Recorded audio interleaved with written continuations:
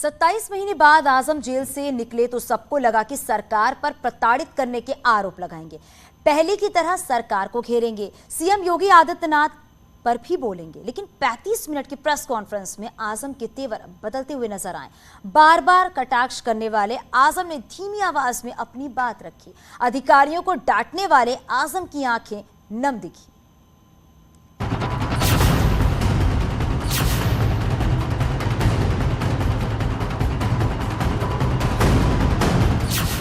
Jail से निकले आजम, jail जाने से पहले गरम थे आजम। अभी सरकार है। हाँ, सही बात। अभी मैं मिनिस्टर नहीं, अरे और आचार संहिता हटने के बाद भी रहूंगा जब तक नई सरकार नहीं बनेगी। जेल से आने के बाद क्यों पड़ गए नरम? मैं तब नहीं मरा, मेरे चाहने वालों ने बहुत कोशिश की, मैं फिर जिंदा बाहर आ गया।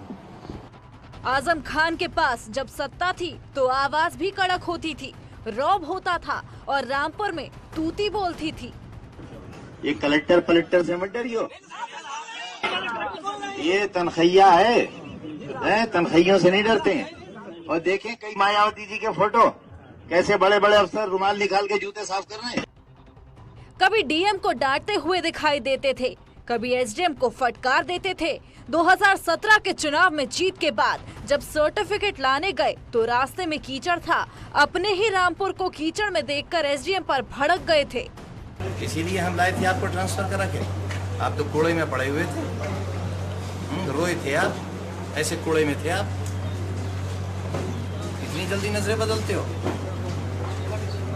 क्या रास्ता, इस रास्ते से लाए आप हमें? शोभा दी आपको इस रास्ते से लाना हमें? 5 साल सरकार रही तो रामपुर से कीचड़ साफ नहीं कर पाए। जब उन्हीं के बनाए कीचड़ में कमल खिल गया तो परेशान हो उठे, और जब जेल से लौटे तो सख्त तेवर दिखाने वाले आजम का मिजाज बदला हुआ था। जिस तरीके का अंदाज होता था जेल जाने से पहले, क्या आजम खान का अंदाज वैसे ही रहने वाला है या आवाज बढ़ जाएगी आजम खान? देखिए, मैंने आपसे अर्ज किया कि मैंने 40 साल सोने और चांदी के कंगन हासिल करने के लिए नहीं की थी। न मेरे पास कोई बंगला है। जब ईडी वाले मेरी इंटरोगेशन करने के लिए जेल में 5 दिन आए और उन्होंने मुझसे पूछा विदेशों में कहाँ कहाँ आपकी प्रॉपर्टीज़ हैं, कहाँ कहाँ बैंक अकाउंट्स हैं आपके, तो मैंने बस उनसे इतना ही कहा कि मुझे आपके सवालात पर गुस्सा नहीं आ रहा है, बल्कि इस बात पर शर्म आ रही है कि मैं कहाँ पैदा हो गया।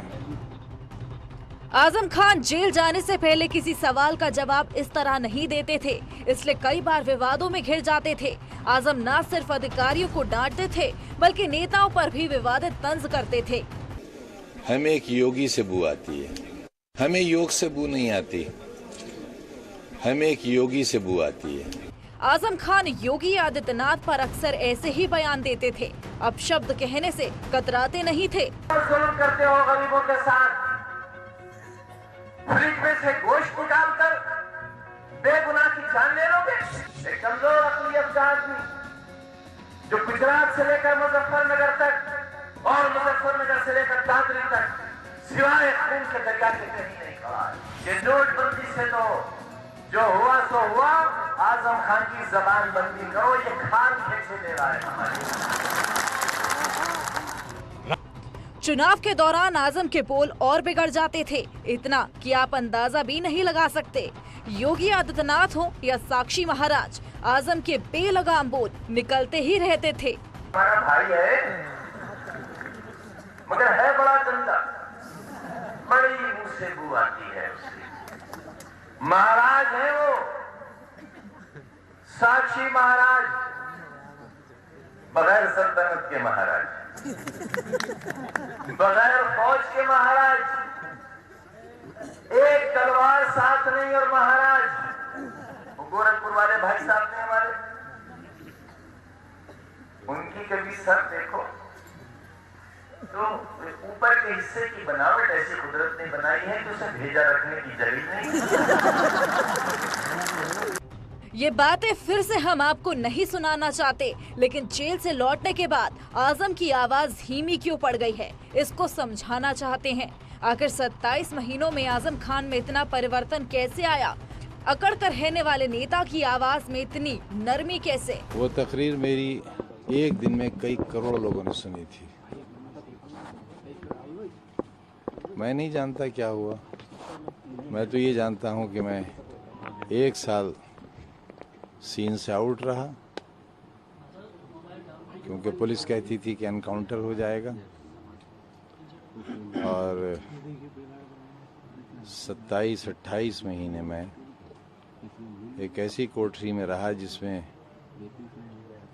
उन लोगों को बंद किया जाता था जिन्हें 2 दिन बाद फांसी देना होती थी। बिल्कुल अकेला रहता था, जिंदा आ गया वापस।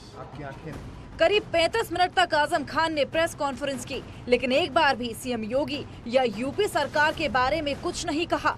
जेल जाने से पहले योगी को टारगेट करने वाले आजम लौटने के बाद उनका जिक्र तक नहीं किया और न ही किसी तरह का विवादित बयान दिया।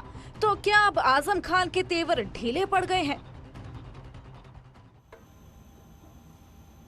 चलिए आगे बढ़ते और बात करते हैं। शाहजहांपुर में कपड़े की दुकान में आग लगने से हड़कंप मच गया है। स्थानीय लोगों ने आग बुझाने की कोशिश की है, लेकिन आग देखते ही देखते इतनी विकराल हो गई कि दुकान में रखा सारा सामान जलकर खाक हो गया। बाद में दमकल की गाड़ी ने आग पर काबू पाया। घटना बाड़ूजई मोहल्ले की बताई जा रही है, जहां पर बीती रात रेडीमेड कपड़े की दुकान में अचानक आग लग गई। आग लगने से लाखों के नुकसान की आशंका जताई जा रही है। फिलहाल आग लगने के कारणों का पता नहीं चल पाया है।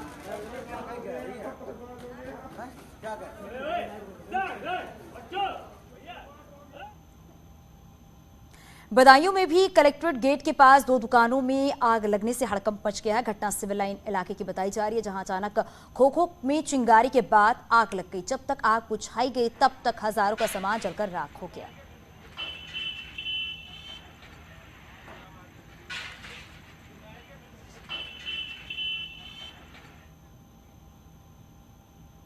लखीमपुर खीरी में एक घर से अचानक 17 काले नाग निकलने से हड़कंप मच गया है। घर में इतनी बड़ी संख्या में नाग निकलने से परिवार के लोगों में दहशत का माहौल है। मामला मैगलगंज थाना इलाके के औरंगाबाद कस्बे का है, जहां एक घर में अचानक इतनी बड़ी संख्या में नाग देखकर परिवार के लोग दहशत में हैं, जिसके बाद घर वालों ने सांप पकड़ने वाले को बुलाया है। हालांकि वन विभाग को भी सूचना दे दी गई है, लेकिन घर वालों का आरोप है कि वन विभाग की ओर से कोई भी अभी तक नहीं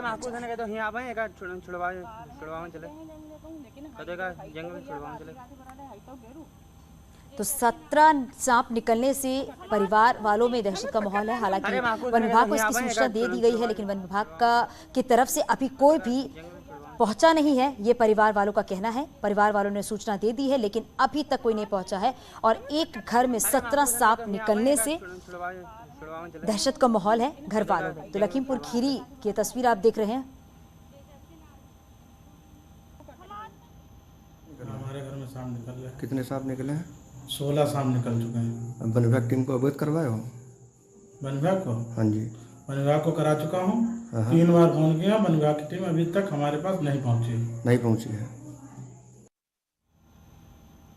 सरकारी आंकड़ों के मुताबिक अब तक अलग अलग स्वास्थ्य कारणों से चारधाम में 49 यात्रियों की मौत हो चुकी है। और उस पर हैरानी ये कि अगर आप अपडेट देना चाहे तो सचिव बात तो दूर मिलने को तैयार नहीं है।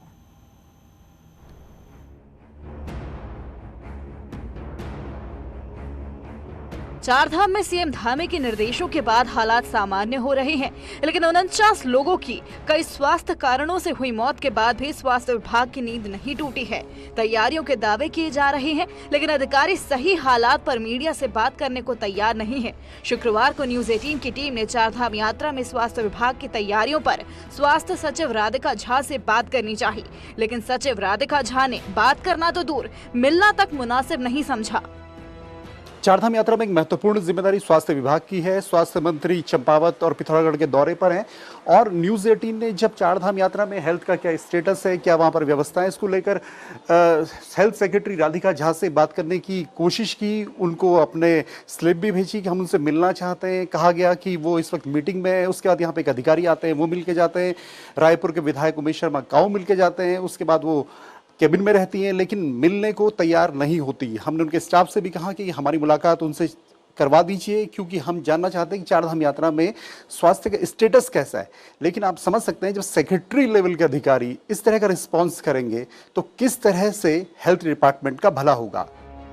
जब स्वास्थ्य सचिव राधिका झा ने कोई रिस्पांस नहीं दिया तो चारधाम में मौत की वजह और स्वास्थ्य विभाग की तैयारियों का क्या हाल है, ये सवाल पर्यटन सचिव दिलीप जावलकर से पूछना पड़ा। जावलकर के मुताबिक व्यवस्था कंट्रोल में है, लोग अपने स्वास्थ्य का ध्यान रखें और जिन भी लोगों की अब तक मौत हुई है उसके पीछे स्वास्थ्य कारण है। दूसरी महत्वपूर्ण बात कि अगर आपको लगता है कि कोई स्वास्थ्य के संबंध में आपको दिक्कत है तो तत्काल वहाँ के लोकल प्रशासन से, लोकल वहाँ के स्वास्थ्य केंद्रों में जाके अपना रिपोर्ट करें।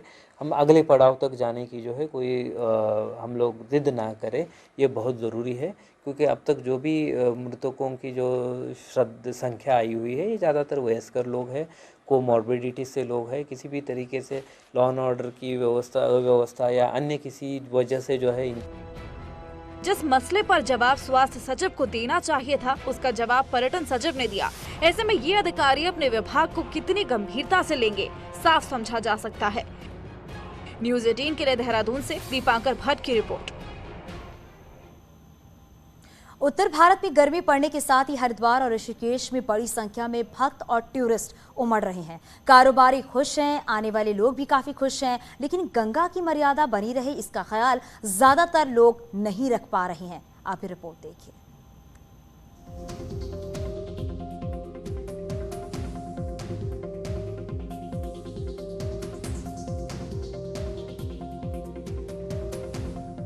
ये नजारा शुक्रवार को हरिद्वार में दिखा।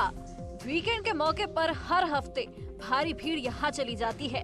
कुछ लोग भक्ति भाव से आते हैं तो कुछ लोग घूमने के लिहाज से, लेकिन इन सब के बीच एक बात कॉमन रहती है, वो है गंगा में डुबकी लगाना।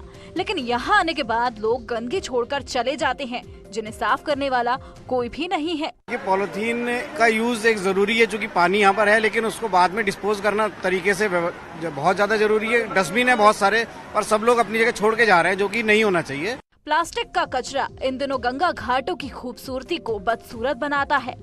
कुछ साल पहले नेशनल ग्रीन ट्रिब्यूनल ने गंगोत्री से लेकर हरिद्वार में प्लास्टिक के इस्तेमाल पर पूरी तरह से प्रतिबंध लगाया था, लेकिन ये प्रतिबंध हरिद्वार में नहीं दिखता। गंगा जल भरने के लिए यहाँ आज भी प्लास्टिक कैन का इस्तेमाल हो रहा है। कोई गंगा जल ले जाता है तो कोई कैन के खराब होने पर यूं ही गंगा तट में छोड़कर चला जाता है। अब बेच रहे, इसके वजह से हम भी आ गए। नहीं है, चलान नहीं काटते आपके पन्निया में? नहीं काटता। काटता। अच्छा, फिर भी बेच रहे हो?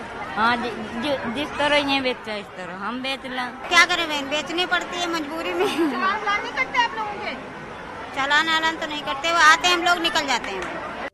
गंगा की सफाई के लिए करोड़ों रुपया खर्च हो चुका है, लेकिन सफाई कोई एक दिन का काम नहीं है। इसके लिए आम लोगों की भागीदारी बेहद जरूरी है। हर की पैड़ी पर आकर इन दिनों आपको सिर्फ और सिर्फ गंदगी ही नजर आने वाली है। हर जगह आपको पॉलिथीन के ढेर यहाँ पर नजर आएंगे। प्लास्टिक मुक्त अभियान की बात सरकारें लगातार कह रही हैं, लेकिन उसके बावजूद तीर्थ स्थल में जो पर्यटक आ रहे हैं वो किस तरह से गंदगी फैला रहे हैं, पॉलिथीन जहां तहां छोड़कर जा रहे हैं, वो आपको इन दिनों हरिद्वार में देखने को मिल जाएगा। कैमरा पर्सन राकेश रावत के साथ न्यूज़ 18 के लिए हरिद्वार से भारती सकलानी, उनियाल। सभी चाहते हैं कि अपना सपनों का घर हो और इसके लिए आपको कुछ बातों को ध्यान में रखना जरूरी है। आइए जानते हैं ऐसी